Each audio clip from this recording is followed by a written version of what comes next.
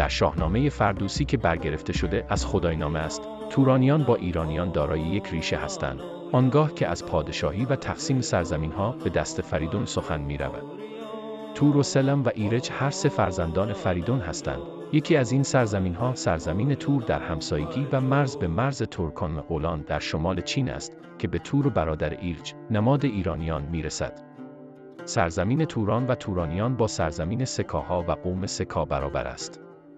حقایق هیچ از ملت‌های آسیای میانه به اندازه تاجیک‌ها برگردنی تورانی تاریخی نیست، زیرا مردمانی تاجیکانی فرارودی کهن و زمینی تاجیکستان نیز بخشی کوچکی تورانی تاریخی است. با یک کلام تاجیکستان تجلی نامی تاریخی توران در این روزگار و نیشانی زنده بودنی آن است. تاجیکستان در واقع یک تورانی کوچک است.